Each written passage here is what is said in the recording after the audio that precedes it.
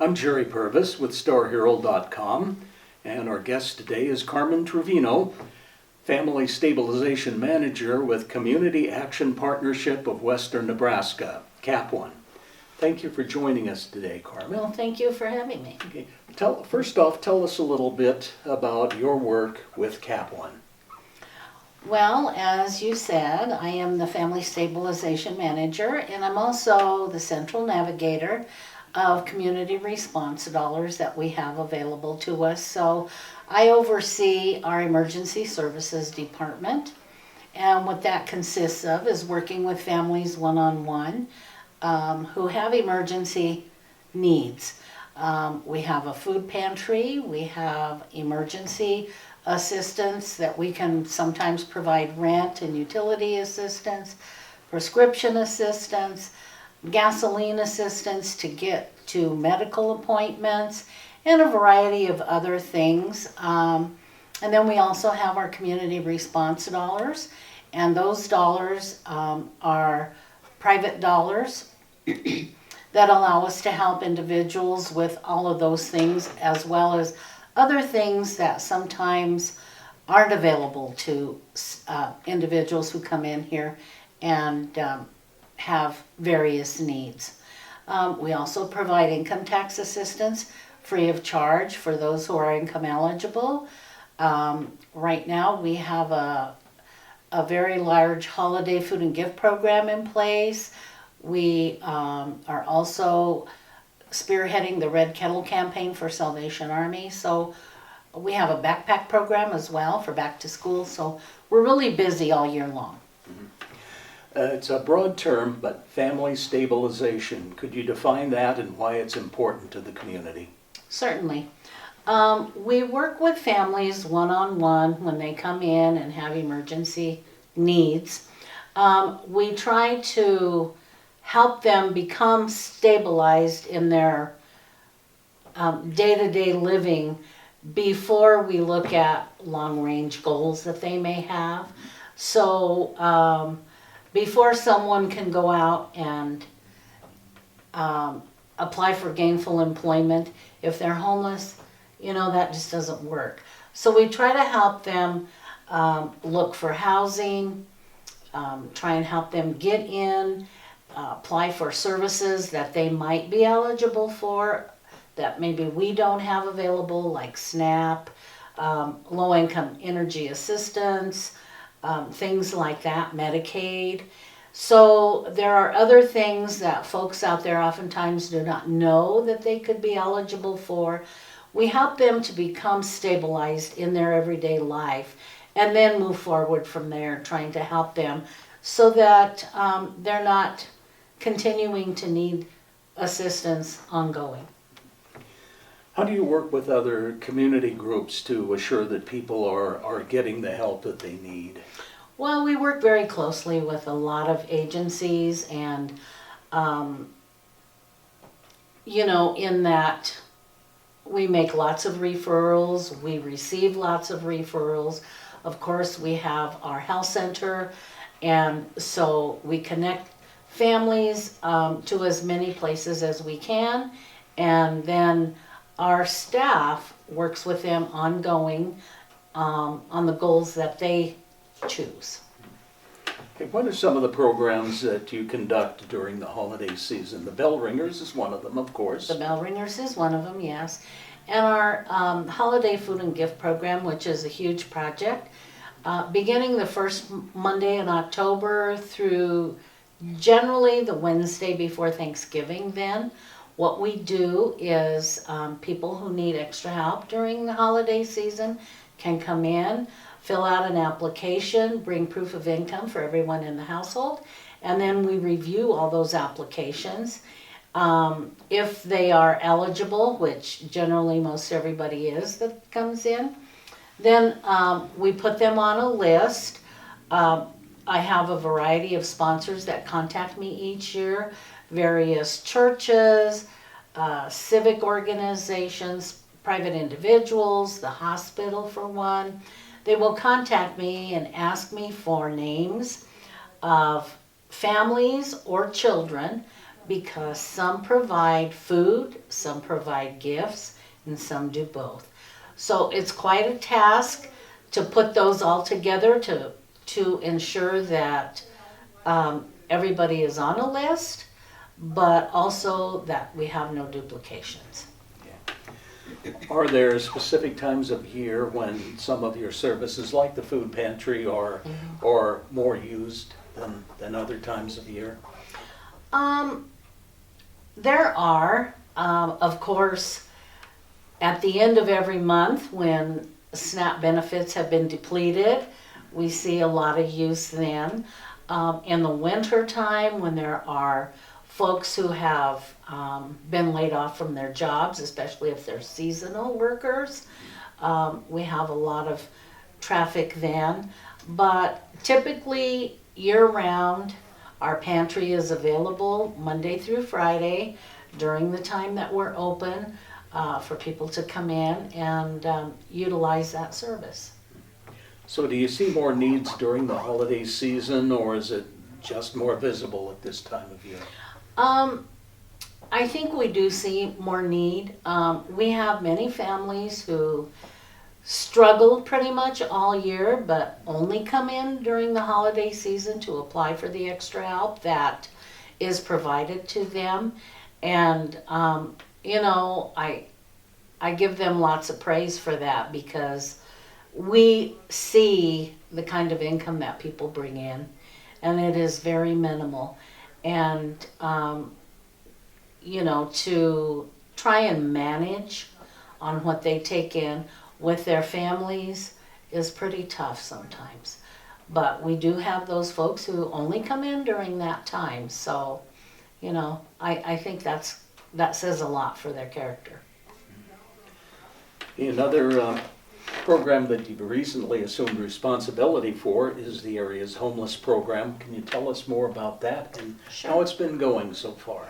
Okay, well, as you may know, during this time of year when it's very cold and people who are homeless, they come out and seek assistance to help them in their search for housing or for motel. Just as I left, I had someone call me and, you know, is needing a motel. They don't have any place to stay tonight. So they come in requesting assistance. Again, we ask lots of questions.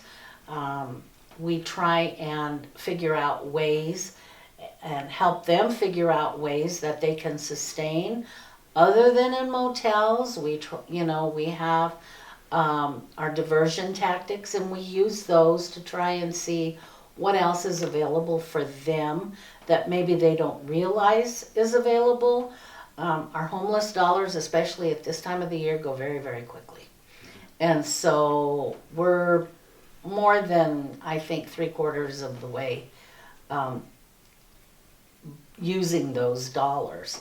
So we have them until June 30th of 2020. So we really, really have to be careful, you know, how we spend them. And we can't keep people for an indefinite period of time in a motel. So during the time that we put them in, we need to ensure that they are working at something to help them move forward so that they can find a place of their own. You know, again, as I said, they have to have housing before they can look for employment. They have to have a place to lay their head before they're able to move forward in any way. So we try and do that. We try and reach out to housing. You know, they can apply, although some of them have burned bridges along the way. So that's just an extra something that we run into. It's difficult, you know, at times, but we do our best to try and help as many folks as we can. So overall, with all of your programs, are you seeing more and more need in the community of people who need your services? We are. We really are. You know, I can't speak to what is happening, but, loss of jobs or no job at all. Lack of education is really high priority on the list as far as being able to obtain gainful employment. Knowledge is wonderful, and if you don't have the skills, the techniques, the education to do what you need to do, if you can't read, if you can't write, those kinds of things, that deters you from getting any type of education, any type of employment, even in fast food.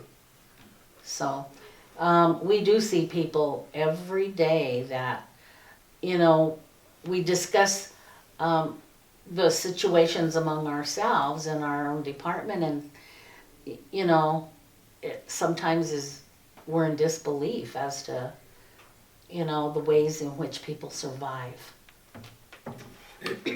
So how can people apply for services, and what are some of the requirements that they'll need to be aware of? We see people on a first come, first served basis every day. They have to come into the office and apply for the assistance. So when they come in, the receptionist will schedule an appointment for them that same day. They fill out some paperwork. They need to bring in proof of income for everybody that's in the household. And if they're asking for rent assistance, or if they're asking for utility assistance, they need to bring in their most recent utility bills. If they have an eviction notice, we need to see that. If they need prescription assistance, we need to have a copy of their scripts or their prescription bottles. If they're needing help with gasoline to get to a doctor's appointment out of town, we need to have something that shows us that they really do have an appointment. So an appointment card would suffice, or a letter from the doctor, something like that showing that yes, they do have, and then we just go from there. So how can the public get involved? How can we help out? Well, our funds are so limited. Right now, except for the homeless dollars that we have very few dollars to assist with emergency needs. And so anyone who would like to make a donation, no matter how small, every bit helps. We get our food from the pantry, from members of the local ministerial association. Their member churches each take a month, and then they donate food to the pantry. And then I also am able to order from Food Bank for the Heartland. However, it just depends on what they have available as to what we can get in our pantry. So sometimes we have quite a variety, and other times there's not much to choose from. And so what we really would appreciate if people have, if they would care to donate some cash so that we can purchase things that we need, or if they would just like to drop off some items, that would be fine as well. We have people who come in on a regular basis and bring, 7 or 8 boxes of cereal. Cereal is something we can always use, and they go very quickly, especially, when we see multiple families per day. So, anything like that would help. Right now, we could use a lot more bell ringers for our holiday Red Kettle campaign. And with the weather the way it was last weekend, we virtually had no one out there ringing. It was a horrible, horrible weekend. And with Thanksgiving being late this year, we're down a weekend anyway, so we're only going to be ringing the next 3 weekends. And so that's a very short time to collect the money that we can use in our area for this upcoming year. So, and just as a reminder, 90% of that money stays in our community. We share a little with both Scottsbluff and Gearing police departments so that they can assist transients who are going through the the community, but the bulk of it stays with Capwan. And the more ringers we have, the more money we're able to collect. And so I'm putting out a plea, anyone who would like to volunteer 1 hour, just 1 hour of your time, either Friday evening sometime between 4 and 7, or Saturday from 9 to 7, give us a call. My number is 633-3236. That's my direct office number. I have the schedule up all the time, and so if anybody's interested, give me a call. If those times don't work for folks, then I'm always happy to accommodate other times. I just need to know when. We ring both doors at Walmart, both doors at Main Street Market, Fresh Foods and Gearing, Safeway, and the mall.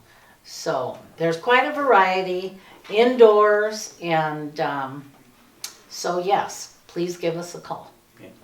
Thank you for joining us today, Carmen. Well, thank you. I appreciate the time. I'm Jerry Purvis for StarHerald.com. We've been talking with Carmen Trevino, the Family Stabilization Manager for Cap One. And thank you for joining us on this episode of Table Talk.